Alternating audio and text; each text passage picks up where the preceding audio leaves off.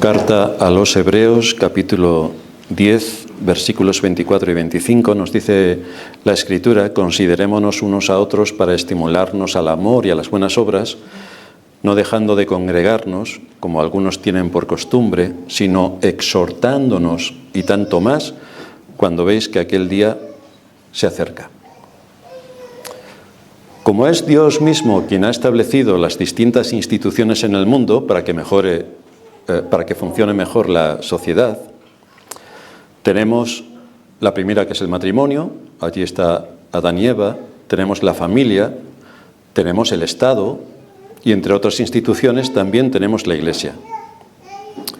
Para que todo el orden social se desarrolle correctamente, cada una de estas instituciones tiene que cumplir con el papel que le ha sido asignado por la voluntad divina.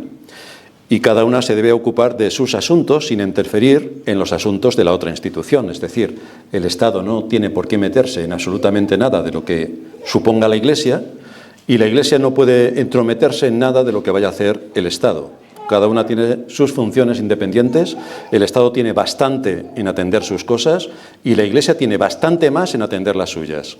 Así que aquí hay una diferencia importante, que conviven y tienen que seguir conviviendo, pero que cada uno se ocupe de lo suyo. En el caso que nos ocupa, y dentro de nuestra serie sobre la doctrina de la Iglesia, no podemos olvidar que la Iglesia es un medio de gracia necesario para la madurez. Es un medio de gracia necesario para la madurez. Tenemos que crecer y tenemos que madurar. Dentro del cuerpo de Cristo, que es la Iglesia, todos nos necesitamos a todos. Como dentro de la sociedad, todos nos necesitamos a todos. Necesitamos de los dones que Dios ha repartido a todos los hombres para que todos, colaborando, podamos hacer lo que tenemos que hacer.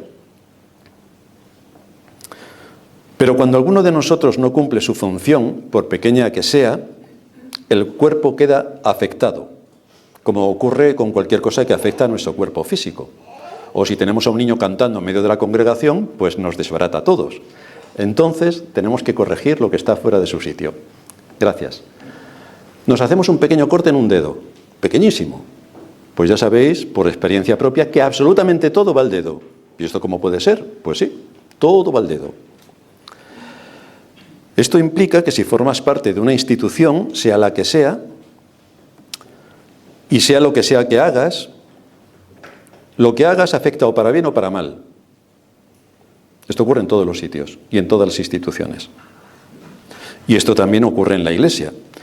Así que hay que tener muy en cuenta las implicaciones de lo que hacemos o no hacemos, de lo que decimos o no decimos, porque esto tiene un gran alcance y tiene repercusiones en el contexto de la Iglesia, que es de la que estamos hablando. La semana pasada nos hicimos dos preguntas. La primera es: ¿qué es lo que cada miembro de la Iglesia debe esperar de su Iglesia? ¿Qué es lo que cada miembro debe esperar de su Iglesia? Y la segunda: ¿qué es lo que la Iglesia debe esperar de sus miembros? Porque a lo mejor debe esperar algo, no sé, a lo mejor. Respondimos a la primera pregunta, así que hoy nos vamos a introducir y vamos a empezar a responder a la segunda, lo cual nos va a llevar más de un sermón. ¿Qué es lo que la Iglesia debe esperar de cada uno de sus miembros? Una de las primeras cosas que se espera de aquellos que son miembros o aspiran a serlo es responsabilidad y compromiso.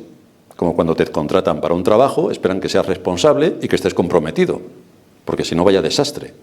Pues eso es también aquí, responsabilidad y compromiso. Tiene que haber una evidencia del deber de participar en este cuerpo, y esto tiene implicaciones concretas, que son las que vamos a ir desgranando en algunos sermones. Como ocurre en cualquier ámbito de la vida, si queremos formarnos para ejercer una profesión muy especializada, tenemos que ir a la universidad.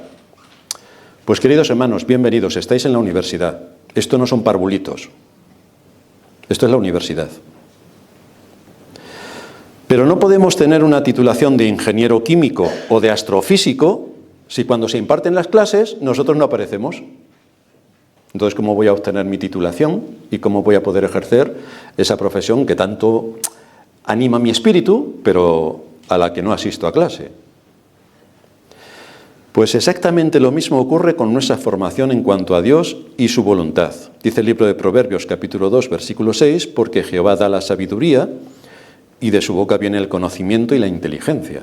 Así que si queremos adquirir conocimiento y que nos funcione la inteligencia, tenemos que exponernos a las Escrituras, que deben ser expuestas con rigor y deben tener una serie de casuísticas y de implicaciones importantes para que yo pueda relacionar lo que la Escritura me está enseñando con mi situación particular. De manera que, para adquirir un conocimiento riguroso de la voluntad de Dios, tenemos que integrarnos en una iglesia con el matiz de verdadera. Pequeño matiz, porque iglesias hay muchas. Casi todas son sinagogas de Satanás. Así que tenemos que establecer un justo juicio para, de acuerdo a los parámetros que la Escritura me enseña, incorporarme a una iglesia verdadera. En la iglesia verdadera hay una cosa que no se puede perder de vista. Es que la iglesia, según la Escritura, debe ser columna y baluarte de la verdad. Y esto va a ser una trazabilidad en todo lo que la iglesia tenga que hacer. Ser columna y baluarte de la verdad. Es entonces cuando para tu formación y desarrollo hacia la madurez, vamos a ver en primer lugar que la iglesia tiene el derecho a esperar de ti la asistencia fiel a todos los cultos, a menos que una causa justificada lo impida. Con esto tengo que decir que ahora mismo la Iglesia no tiene este problema, pero también tengo que decir que tengo que hablar de esto para que no lo tenga. Entonces, tened en cuenta este matiz que también es importante.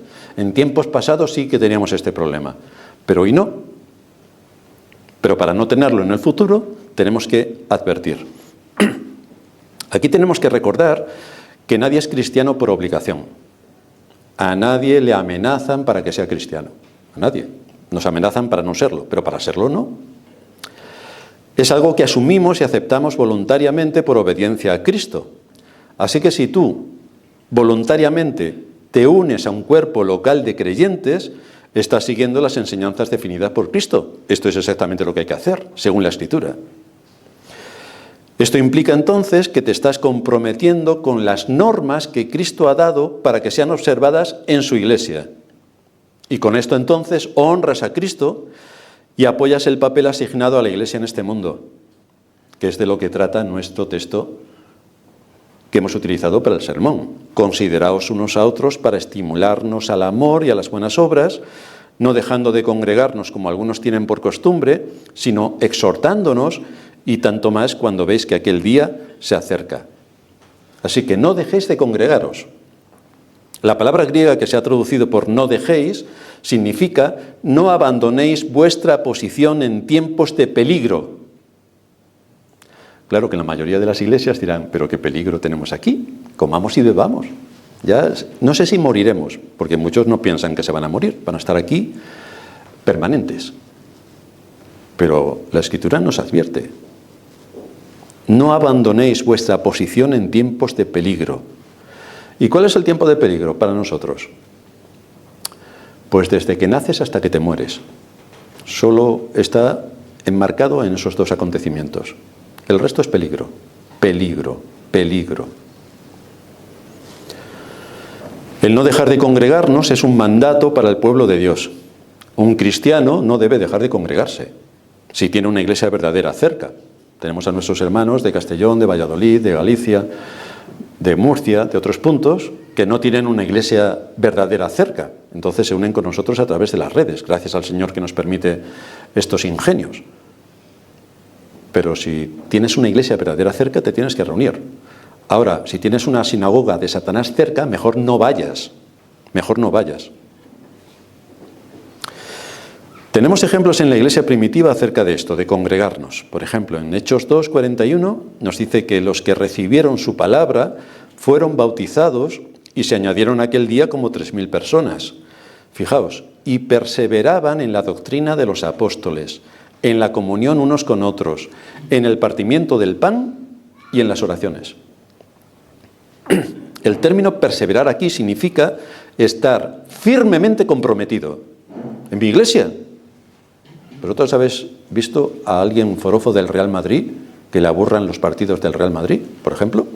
No, están con sus banderolas, con sus bufandas, con sus camisetas, creo que la ropa interior también es del Real Madrid, todo del Real Madrid, las zapatillas, por supuesto, todo del Real Madrid, en las iglesias. Apatía en general. Bueno, los que van más contentos son los de las iglesias estas de circo, que se lo pasan genial. Pero nosotros somos llamados a perseverar. Repito, significa estar firmemente comprometido con algo. ¿Y en qué estaban firmemente comprometidos los creyentes de la iglesia primitiva? Pues el texto nos lo está diciendo. En la doctrina de los apóstoles. Doctrina. Para muchos les sale urticaria al oír doctrina, pero es lo que dice la Escritura. En la doctrina de los apóstoles, en la comunión unos con otros, en el partimiento del pan y en las oraciones, lo que hace una iglesia. ¿Y cuándo se llevaba a cabo toda esta actividad? ¿Cuándo? Pues por lo que encontramos en las Escrituras, era el primer día de la semana, el domingo, el día del Señor. Y unos dirán, hombre, ¿y por qué no es el sábado? Porque el día séptimo, el sábado, los judíos, bla, bla, bla. A ver, un momento. Hechos 27. El primer día de la semana, reunidos los discípulos para partir el pan, Pablo les enseñaba. El primer día de la semana. Si observamos bien, en la época apostólica ya se llevó a cabo el cambio de día. El primer día de la semana. Y este primer día de la semana incluía una serie de actividades. Estaban todos los discípulos juntos, como nosotros. Se partía el pan, es decir, se celebraba la cena del Señor. Y eran expuestos a la predicación de la palabra, que es lo que hacemos nosotros. Esto tenía lugar el primer día de la semana y así se aplicó para todas las iglesias cristianas, para todas.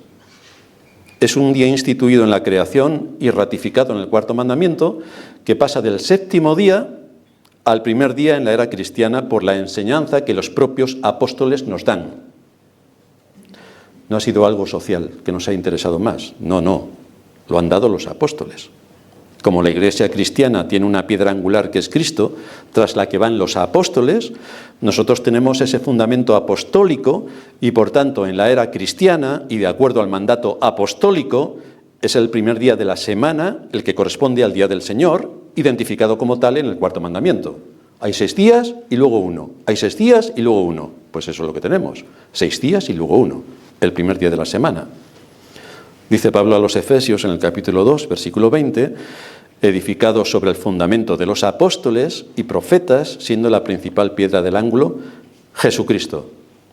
Así que como nosotros somos una iglesia apostólica, es decir, nos basamos en la enseñanza de los apóstoles que dejaron para la iglesia primitiva y para todos los que vengamos después, es exactamente así. Lo que asumimos el primer día de la semana es el día de reposo cristiano. Pero aparte de este día, si la iglesia acuerda que va a tener más cultos, y la iglesia reunida decide que va a tener más cultos, por ejemplo el de oración, pues entonces todos nosotros estamos comprometidos a lo que todos nosotros hemos dicho, porque lo hemos dicho todos. Ahora, si la mayoría dice, el 90% dice, pues no va a haber culto de oración porque no tengo tiempo, pues no hay culto de oración. No pasa nada, porque nuestro compromiso es con el primer día de la semana, el culto público, el día que Dios ha apartado. Luego, si queremos más cultos, ya queda a nuestra discreción. Ahora, si dentro de nuestra discreción asumimos que va a haber un culto de oración, entonces, queridos hermanos, nuestro compromiso es con el culto de oración, porque lo hemos aprobado. Luego no podemos decir, aprobamos todo esto y luego cada uno haga lo que le da la gana. No, porque tú te has comprometido. Por ejemplo, cuando Pedro y Juan curan a un cojo, ¿hacia dónde se dirigían? ¿Cuáles eran sus responsabilidades? Y no era día de reposo. Nos dice el texto de Hechos 3, Pedro y Juan subían juntos al templo a la hora 9, y matiza, la de la oración. Así que iban a su culto de oración. Había un compromiso serio en cuanto a su responsabilidad con el pueblo de Dios y delante de Dios. Iban a la oración y no era día de reposo. Pero es lo que la Iglesia había acordado, en este caso, según las tradiciones judías. Pero tenemos que asegurarnos de cumplir nuestros compromisos para que el cuerpo de Cristo actúe de acuerdo a su deber y trabaje coordinadamente. Porque si alguien no está haciendo las cosas coordinadamente, los demás hay un fallo tras otro.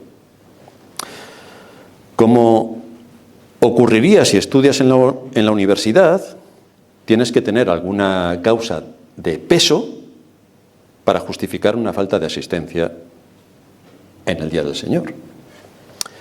Vamos a enfocar este aspecto bajo dos perspectivas. Una la que afecta a los hermanos y otra la que afecta a nuestra relación con Dios. Y esto es así porque los mandamientos también presentan estas dos mismas perspectivas. La primera tabla tiene que ver con nuestra relación con Dios, la segunda tabla con nuestra relación con nuestros semejantes. Así que vamos a ver en primer lugar la que afecta a los hermanos. Desde la perspectiva de la Iglesia como un cuerpo, que es una institución, repito, establecida por Dios, necesitamos saber cuál es la fuerza con la que contamos para actuar en medio de este mundo. ¿Cuántos somos para hacer qué? No podemos abordar ciertos proyectos si no contamos con un cierto número de personas que apoyen a la Iglesia para cumplir con lo que Dios ha establecido. Y es que la Iglesia debe ser columna y baluarte de la verdad. Entonces, si no tenemos ahí a Avi, si no tenemos a Víctor, si no tenemos a Martín, si no tenemos a todos los hermanos, a Daniel, que están organizando el que hoy se pueda proyectar en directo la emisión de este culto, si no tenemos nada de todo esto, pues el culto no sale a ningún sitio, se queda para nosotros. Porque muchos hermanos colaboran, esto llega hasta los confines de la tierra y cumplimos así también con el mandato que Cristo le dio a sus discípulos. Predicad el Evangelio hasta lo último de la tierra. Así que todo lo que hay detrás, que no se ve, resulta que es importante para cumplir con nuestro deber. De manera que para estos proyectos, este tipo de proyectos, necesitamos un cierto número de personas que apoyan a su Iglesia para cumplir lo que Dios ha establecido. Esto es un ejemplo de otros más que hay a distintos niveles en la Iglesia.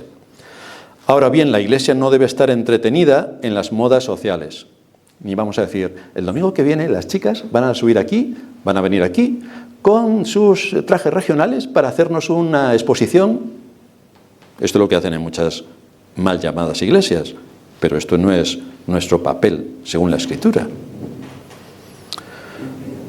La Iglesia no debe estar entreteniendo a sus miembros con las modas sociales. Tampoco puede actuar como una ONG, porque no es una ONG. Tampoco puede participar en actividades lúdico-festivas, porque como ya es fiesta, pues vamos a celebrar una fiesta. No, es una fiesta solemne. Vaya matiz, fiesta solemne. Por lo tanto, debe actuar según el dueño de la Iglesia, que es Cristo. Es el quien pone cómo debe actuar la Iglesia, cuál es la liturgia de la Iglesia. Cuando un general va a afrontar una batalla, necesita saber con cuántos efectivos cuenta. Imaginaos que cuando se pone al frente de su ejército para dirigir el ataque y tiene al enemigo delante, mira para atrás para establecer la estrategia y no ve a nadie. Pero ¿y el ejército? Bueno, esperamos que eso no le pase al pastor. Aunque en el pasado sí que le ha pasado. Sí que le ha pasado. Pero ahora no. Pero para que no pase, también lo advierto. Esperamos, por supuesto, que esto no ocurra en la Iglesia. Pero necesitamos saber con qué fuerzas contamos para la batalla más extraordinaria que se lleva a cabo. Y es que luchamos para arrancarle a Satanás a sus hijos. Para esto luchamos. Esta es nuestra batalla. Arrancarle a Satanás a sus cautivos. Así que tenemos una batalla extraordinaria. De manera que el asunto que estamos tocando es crítico, ya que en primer lugar, y de acuerdo a tu deber ante Dios, si eres miembro de la Iglesia o aspiras a serlo, la Iglesia tiene derecho a esperar de ti la asistencia fiel a todos los cultos, a menos que una causa justificada lo impida. Este es el medio que Dios usa para formarte, para darte armas para la batalla y para combatir junto a tus hermanos en esta batalla. Por eso es necesario la unidad de pensamiento, porque tenemos que identificar al enemigo. Si unos lo identifican, otros no lo identifican y otros identifican algo que no tiene nada que ver, esto es un desastre. Pero como nuestro corazón es engañoso y el diablo es padre de mentira, nuestro corazón y el diablo van a juntar sus fuerzas para convencerte de que las veces que faltas a la Iglesia es por causa justificada. Repito, queridos hermanos, que no estoy diciendo esto porque esté pasando en la Iglesia, por favor, es para que no pase. Por lo tanto, cada uno debe ser honesto y no engañarse.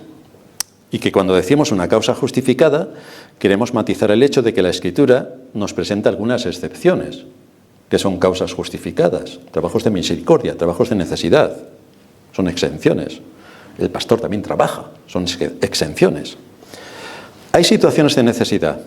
Tienes al niño enfermo y no puedes dejarlo con nadie, por lo tanto tienes que atenderlo porque no hay nadie más que lo atienda. Tienes a tu padre enfermo y no hay nadie más que lo atienda, pues lo tienes que atender, evidentemente. Esos son asuntos de misericordia. Ahora bien, si hay 5 en la familia y uno se pone enfermo, la familia dice, pues ninguno vamos a ir a la iglesia porque tenemos un enfermo. ¿Pero qué le hacen al enfermo? ¿Le ponen velas y van todos dando vueltas alrededor? ¿O cómo funciona esto? Porque no lo podría entender. Esto lo digo porque ha pasado en el pasado. Pero esto es absurdo. O se quedan todos absortos mirando al enfermo a ver si le vienen las ganas de algo. Las labores de necesidad y misericordia, repito, tienen prioridad. Pero cuidado en meter en ese paquete todas aquellas excusas que nos vienen a la cabeza. Y nos vienen a la cabeza para no ir a la iglesia. Es decir, excusas que usamos cuando nuestra intencionalidad es no asistir al culto público. Ahí buscamos las excusas, ahí nos tienta Satanás. Como somos muy ingeniosos, haremos cuantas cosas sean necesarias y sorprendentes para evitar venir en el día del Señor, porque ya es que no queremos venir, entonces a ver qué excusa buscamos. Ha venido una visita de mi tía que vive en Bilbao, o que vive en Kentucky. Vaya, y ha venido justo en la hora del culto. Vaya, pues la voy a tener que atender. Así que no puedo ir al culto. En fin, mi tía de Kentucky tiene 6 días para venir, y tiene 24 horas al día, pues tiene que venir justo en la hora del culto. ¿Y yo cómo voy a dejar a mi tía que venga sola, la pobre, de tan lejos, y no la voy a atender? Ahora, imagínate que esto te ocurre el lunes a las 8 de la mañana cuando sales de tu casa para ir al trabajo. La pregunta entonces es, ¿vas a hacer lo mismo? Vas a decir, no voy al trabajo hoy porque viene mi tía de Kentucky y voy a atenderla. Pregúntate si harías lo mismo. Otro ejemplo. Imagínate que yo recibo la visita de un familiar justo cuando voy el domingo a venir a la iglesia y me quedo en mi casa para atenderla. ¿Y tú qué dirías si yo falto? Podrías decir, es que como eres el pastor no puedes faltar porque tienes que predicar.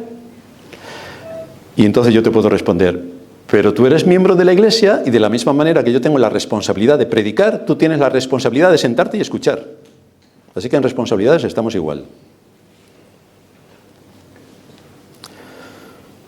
Quiero matizar en todo esto que no podemos ser dogmáticos. Es decir, no podemos sacar la espada y cortar cabezas allí porque alguien no venga a la iglesia un domingo. Podemos avanzar bastante más si lleva 2 meses sin aparecer. Entonces, el pastor antes de los 2 meses ya habrá tomado alguna medida. Esto es un asunto de conciencia de cada uno. Cada uno sabrá las excusas que pone. Al pastor no le puede contar lo que quiera, pero al Señor no le va a contar nada que él no sepa. Esto es un asunto de conciencia, pero es un termómetro para saber si está uno actuando bien o no el hacerse esta reflexión. Si cuando surge algo por lo que no puedes asistir a la iglesia, ¿qué ocurriría si eso mismo tiene lugar en un día laborable? Entonces compáralo. ¿Dejarías de ir al trabajo si lo que te ocurre un domingo ocurriera en un día laborable? ¿Entonces dejarías ir al trabajo? Si la respuesta es sí, entonces es una excusa válida. Ahora, si ocurre el domingo y no vas a la iglesia por esa razón, si ocurriera el lunes sí que vas al trabajo, entonces estás pecando gravísimamente, porque estás violando el mandamiento. Son pequeños matices, pero si no los tienes en cuenta es que te quieres engañar a ti mismo y buscar una excusa a tu intencionalidad de por qué no puedo ir a la iglesia. Vamos a exponer algunos principios para atar nuestra conciencia a la voluntad de Dios y para que entendamos que la falta de asistencia a la casa del Señor, cuando su pueblo se reúne en su día, es un pecado grave. Quiero decir que todos, repito, que uno puede tener una indisposición un día o atender asuntos de misericordia. No estoy hablando de esto, estoy hablando de una intencionalidad, que uno sabe perfectamente que no quiere ir y se está buscando las excusas para no ir. ¿Qué es lo que se espera de aquellos que son miembros o que aspiran a serlo? ¿Y por qué entonces la falta de asistencia al culto público en el Día del Señor es un pecado grave? Pues vamos a dar 5 condicionantes. El primero, en el culto de adoración, lo que estamos haciendo hoy, en las últimas 2 horas, Dios manifiesta su presencia de una forma muy especial. Eso es lo que tenemos. En el culto de adoración, Dios manifiesta su presencia de una forma muy especial. Por un lado, se nos enseña en la Escritura que Dios es omnipresente, está en todo lugar. Pero por otro lado, Dios se manifiesta también, según las Escrituras, se manifiesta en el día del Señor y cuando su pueblo se reúne de una forma particular y bajo determinadas circunstancias. La presencia especial de Dios se manifiesta de una forma precisa cuando el pueblo de Dios se reúne como iglesia para rendirle el culto de adoración, para tributarle el honor que solamente Dios tiene. El texto que leíamos en Éxodo 20, 24, nos dice: en todo lugar donde yo hiciere que esté la memoria de mi nombre, vendré a ti y te bendeciré. Fijaos quién lo está diciendo. En todo lugar donde yo, dice el Señor, donde yo hiciere que esté la memoria de mi nombre.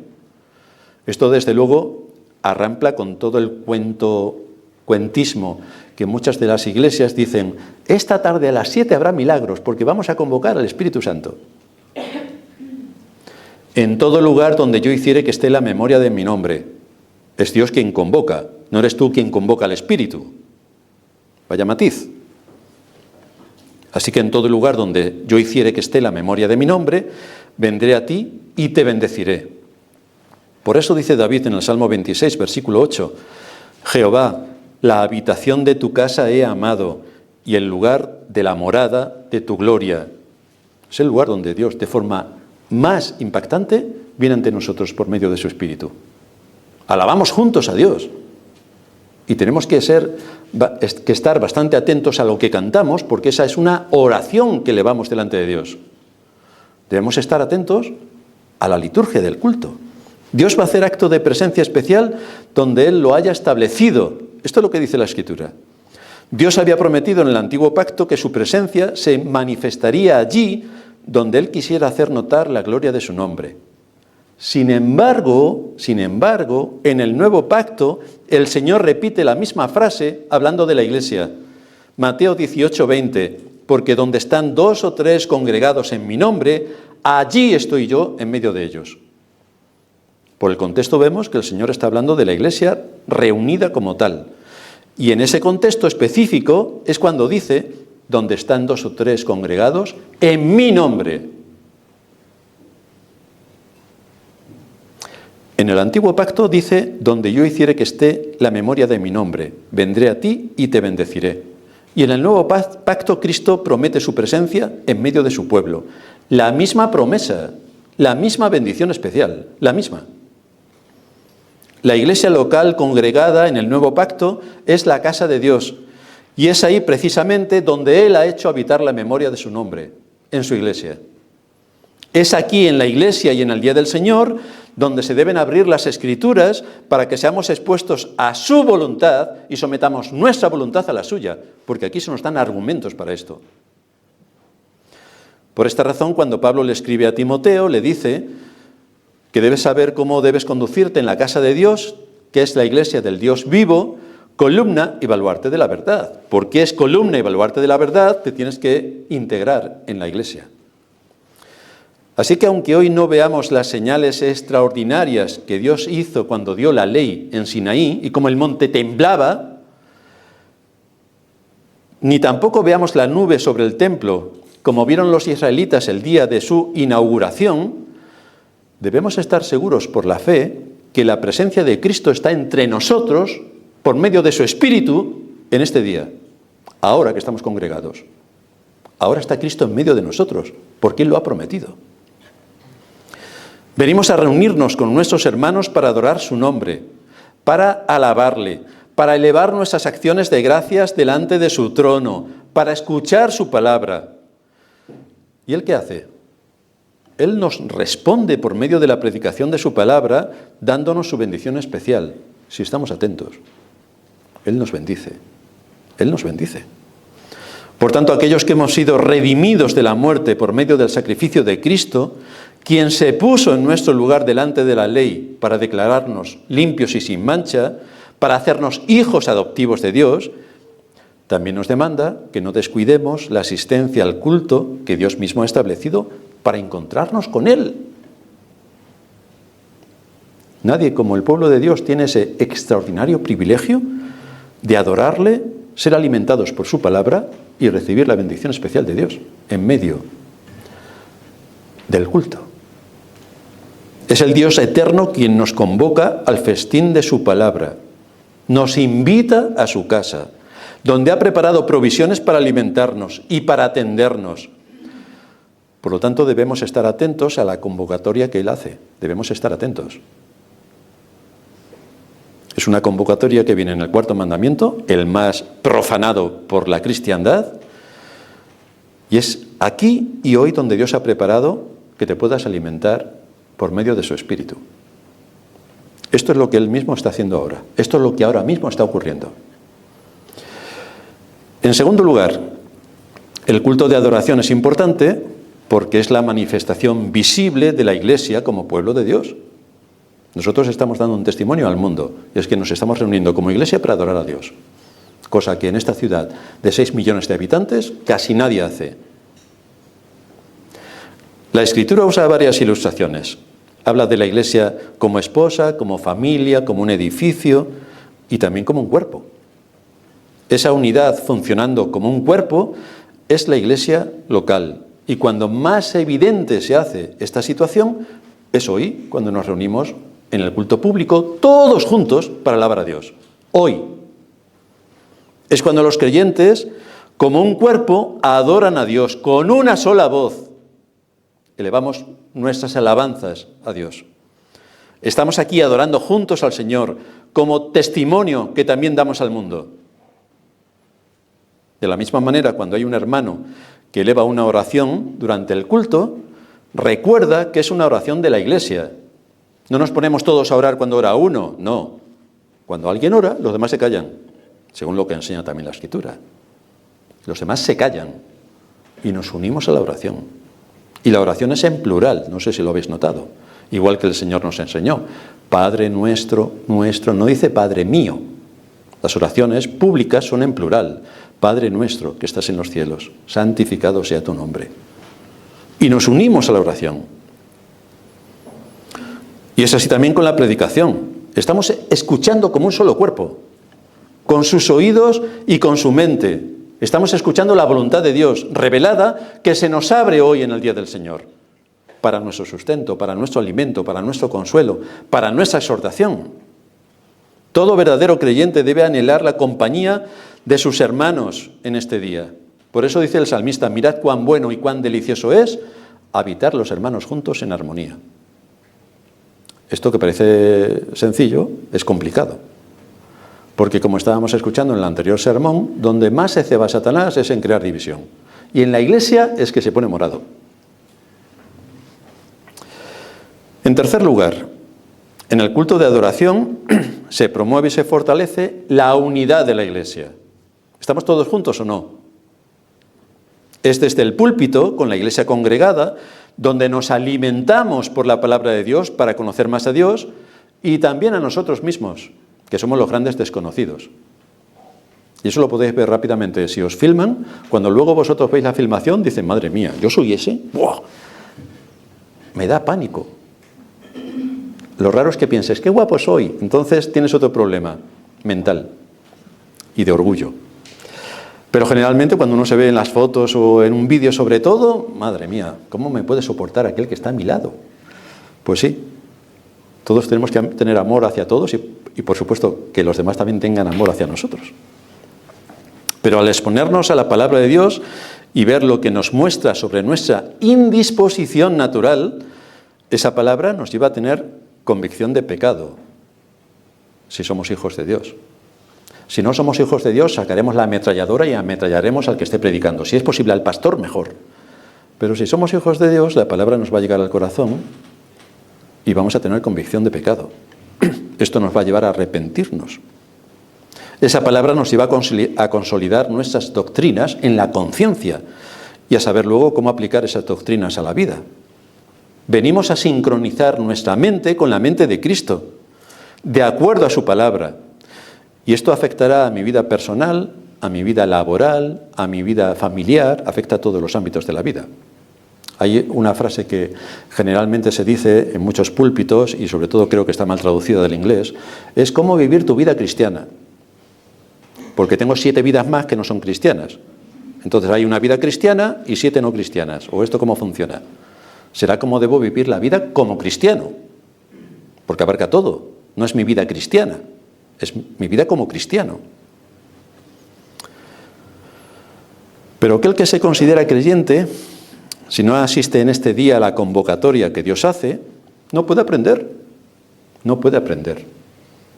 Por eso a mucha gente les digo, ¿tú ibas a la misma iglesia que yo? A tenor de lo que dicen y hacen. Esta es una afirmación que hago es una pregunta que hago recurrentemente a algunos, que ya no están, gracias a Dios. ¿Tú ibas a la misma iglesia que yo? Si no estás aquí no puedes aprender. No puedes tener una misma mente y un mismo corazón con el resto de la iglesia. Y de entrada, esa posición ya está en contra de la voluntad de Dios. El no unirte, involucrarte y participar como un miembro más en la iglesia. La unidad de la iglesia consiste en que todos debemos tener unidad de pensamiento en lo que respecta a la fe y a las doctrinas. Y es en el día del Señor y con la iglesia reunida cuando esto ocurre. Tenemos argumentación suficiente de la Escritura, porque no nos predicamos a nosotros mismos, ni venimos con cuentos, sino qué es lo que dice la Escritura, y al exponernos a las Escrituras, entonces tenemos convicciones, porque es Dios quien en su palabra lo confirma. Esto es lo que encontramos con aquellos que fueron añadidos a la iglesia de Jerusalén, donde más de 10.000 personas estaban congregadas, la primera iglesia. Hechos 4:32 nos dice, y la multitud de los que habían creído, fijaos, era de un corazón y un alma. 10.000. Bueno, eran más de 10.000 porque, como todos sabéis, a las mujeres y los niños no se les contaba. Pero era una iglesia enorme. Pablo en Romanos 15:5 nos dice, pero el Dios de la paciencia y de la consolación os dé entre vosotros un mismo sentir según Cristo Jesús. ¿Un mismo sentir? En la fe y en las doctrinas y en su aplicación a la vida hay un mismo sentir que debe defender la vida, la libertad y la verdad. Si no se defiende la vida, si no se defiende la libertad y si no se defiende la verdad, aquí no hay un mismo sentir. La predicación de la palabra nos proporciona lo que necesitamos para que esto ocurra. Nos da unidad de pensamiento en cuanto a la fe y las doctrinas y crea convicciones profundas. Pero ¿cómo podemos ser de un mismo sentir si faltas cuando la iglesia está reunida? Pues es imposible, porque no estás aquí participando, ni escuchando, ni aprendiendo todo lo que esto implica. Dice Pablo que el propósito de la iglesia reunida es que todos lleguemos a la unidad de la fe y del conocimiento del Hijo de Dios. Todos. Y esto se consigue estando hoy donde tengo que estar, escuchando atentamente la palabra de Dios para saber cómo se aplica a mi vida, a mi situación concreta. Debe haber una conexión entre la enseñanza y la aplicación respecto a mí, en mis asuntos en los que me desenvuelvo, porque todo tiene que ver con todo. En cuarto lugar, el culto es vital porque es el lugar donde se cumple la razón más importante por el que fue instituido el Día del Señor. ¿Qué hace un creyente fuera del lugar de adoración? Precisamente el día que Dios instituyó para que no andemos en nuestros propios caminos, sino para que lo dediquemos a adorarle. Dice Isaías, en el capítulo 58, versículo 13, si retrajeres del día de reposo tu pie, de hacer tu voluntad en mi día santo, y lo llamares delicia, santo, glorioso de Jehová, y lo venerares no andando en tus propios caminos, ni buscando tu voluntad, ni hablando tus propias palabras, entonces te deleitarás en Jehová. Por ser este día el establecido por Dios, el pueblo de Dios debe estar escuchando su voz. No debe estar en la playa o en la piscina, ni en Zara comprando.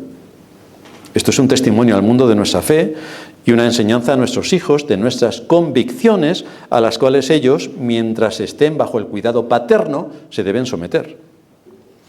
Tenemos multitud de ataques contra todos y cada uno de los mandamientos. No hay ni un mandamiento que quede libre de los ataques de este mundo. Se persigue pulverizar nuestras convicciones y contarnos cuentos y más cuentos y más cuentos que porque todo el mundo lo haga, nosotros también lo tenemos que hacer. Pues no, pero para eso necesitamos convicciones, necesitamos argumentos, necesitamos saber por qué una mujer no puede ser pastora, pero necesitamos saberlo. Tenemos que ir a la palabra para que nos argumente. Y esto ocurre con todas las áreas y en todos los ámbitos. Tenemos a unos depredadores en las altas instituciones del gobierno mundial, que persiguen la sumisión a sus objetivos satánicos. Y la única forma de luchar contra este dominio del mal es alimentarnos de la palabra, para mantener firmes y fuertes nuestras convicciones. Dice Apocalipsis 12:12, «Ay de los moradores de la tierra y del mar, porque el diablo ha descendido a vosotros con gran ira, sabiendo que tiene poco tiempo». Estamos literalmente ahí. El diablo sabe que tiene poco tiempo. Y nunca en la historia de la humanidad ha habido tanto mal por una particularidad, porque hasta la venida de Cristo solamente se sabía de la revelación de Dios en Israel. Después de que vino Cristo, el Evangelio se expandió por todo el mundo conocido. Después, gracias a los españoles, o desgraciadamente, se descubrió América, pero el Evangelio se predicó en todos los lugares del mundo. Había temor de Dios en muchas naciones que abrazaron el Evangelio. Y hoy, todas esas naciones que abrazaron el Evangelio lo repudian y lo atacan con toda su saña. Ay de los moradores de la tierra y del mar, porque el diablo ha descendido a vosotros con gran ira, sabiendo que tiene poco tiempo. Antes el Evangelio no se había predicado a todo el mundo, ahora sí. Y a pesar de que se ha predicado el Evangelio a todo el mundo y tenemos aquí los 10 mandamientos y tenemos toda la expresión de la voluntad de Dios en las Escrituras, el mundo en el que vivimos, que tiene históricamente su cultura cristiana, la aborrece por completo y lucha todo lo que puede en contra del cristianismo. Pues ahí lo tenéis. Estamos en medio de un ataque diabólico, en toda regla, por causa de que el tiempo se le acaba a Satanás. De manera que más nos vale estar despiertos y alerta, siendo conscientes de la época histórica en la que nos ha tocado vivir y cómo debemos armarnos con los argumentos de las Escrituras para que el maligno no nos haga caer en sus tretas y mentiras en las que tiene entretenidos a la mayor parte de la humanidad. Los gobiernos están de rodillas y lamiéndole las botas a Satanás. Y eso es lo que nos imponen a todos los demás. Claro que si nosotros pensamos que estamos, como la Iglesia cristiana en general piensa, que está en un parque de atracciones, pues no pasa nada. Hay que ser buenos, decir que Dios es bueno y comamos y bebamos, que mañana moriremos. Pero esto no es lo que enseña la Escritura, ni es nuestra posición delante de todo lo que está ocurriendo. En quinto y último lugar, es un medio indispensable para el crecimiento en el conocimiento y en la gracia de Dios, que es un mandato que nosotros tenemos. Creced en el conocimiento y en la gracia de Dios. Es un mandato. Es en la iglesia donde somos enseñados si prestamos atención y si estamos en una verdadera iglesia. Y uno, si no es muy tonto, se da cuenta. Fuera de la iglesia no es posible crecer en conocimiento ni en gracia. Por esa razón decimos que la iglesia es un medio de gracia, porque aquí aprendes. Dice Efesios 4:16, Pablo, de quien todo el cuerpo bien concertado y unido entre sí por todas las coyunturas que se ayudan mutuamente, según la actividad propia de cada miembro, recibe su crecimiento para ir edificándose en amor. Recibe su crecimiento. Todos. El faltar a los cultos de adoración es el primer indicio público de apostasía. Uno no aparece 2 meses por la iglesia y el asunto está más que mal. Hay otros asuntos privados que también pueden ser indicios de apostasía, pero este, que es público, es el que más se manifiesta. Pero nosotros no queremos ser miembros en la lista de la iglesia. No queremos ser miembros del libro de registro de la iglesia. Queremos ser miembros del libro de la vida. Ese es el que nos interesa. Ahí es donde tenemos que estar. Pero el que estemos inscritos en el libro de la vida se evidencia atendiendo a los medios de gracia que Dios ha establecido para que su pueblo le adore, para que su pueblo le honre y a la vez para que sea formado con una mente crítica para pensar racionalmente en el mundo espiritual. Esto es la Iglesia. Y en esto los que se suben al púlpito se preocupan en preparar alimento consistente para edificar la fe de los hermanos. ¿A qué conclusiones nos lleva esto? Dice el Señor, sobre esta piedra edificaré mi iglesia y las puertas del infierno no prevalecerán contra ella. Al final ganamos, pero nos queda una batalla bastante grande por delante. Yo diría una guerra, a todos los niveles. Dice Ryle, el coste del fundamento de la verdadera iglesia fue enorme. Exigió nada menos que el hecho de que el Hijo de Dios tomara sobre sí nuestra naturaleza y con ella viviera, sufriera y muriera. No murió por sus pecados, sino por los tuyos. Requería que Cristo fuera al sepulcro y resucitara. Requería que Cristo, habiendo obtenido eterna redención para su pueblo, ascendiera a los cielos a la diestra de Dios. Ningún otro fundamento hubiera podido satisfacer las demandas de la ley divina ni las necesidades de pecadores perdidos, culpables, depravados y sin esperanza. Todo miembro de la verdadera Iglesia de Cristo está cimentado sobre este fundamento, Cristo y su palabra. Así que esto es lo que Cristo ganó para nosotros, la vida eterna al dar su vida en nuestro lugar. Pero mientras que esperamos que eso ocurra, o que bien muramos o que bien Cristo venga a recogernos, aquí en la tierra tenemos que usar todas las armas que nos proporcionan las Escrituras para actuar con discernimiento, impidiendo ser engañados por las manipulaciones sociales de nuestra época, por la demagogia del falso cristianismo y por nuestro malvado corazón. Tenemos muchos frentes abiertos, pero si estudiamos y le suplicamos a Dios que nos dé sabiduría, después de estudiar, no antes, después, entonces el Señor cumplirá su promesa. Él ha dicho que estará con nosotros todos los días hasta el fin del mundo. Así que tenemos todos los recursos para la batalla. Pero, querido hermano o hermana, la batalla la peleas tú. Pero tenemos las armas. Tenemos a un victorioso Salvador y tenemos todos los recursos para cumplir con nuestro deber. Ahora, a cumplirlos, a la batalla. Terminamos en oración. Gracias te damos, Dios y Padre nuestro, por toda tu palabra y por todas las enseñanzas que allí nos impartes para moldear nuestra conciencia, para darnos esperanza, para saber que todo lo que Cristo hizo en la cruz tiene repercusiones eternas, para saber también que durante nuestro peregrinaje en este mundo vamos a tener 1001 batallas que vamos a librar. Así que te suplicamos que por medio de tu palabra y tu Espíritu nos sigas instruyendo, nos des la fortaleza necesaria para afrontar las pruebas y dificultades, nos des discernimiento para saber cuándo una cosa es sí y cuándo es no, nos hagas conectar tu palabra con nuestras situaciones particulares para que veamos cómo afecta la palabra a nuestra vida. Ayúdanos en toda esta situación en la que nos vemos envueltos en este mundo para que honremos tu nombre y te demos el lugar que solamente tú mereces. En Cristo Jesús te pedimos todo esto. Amén.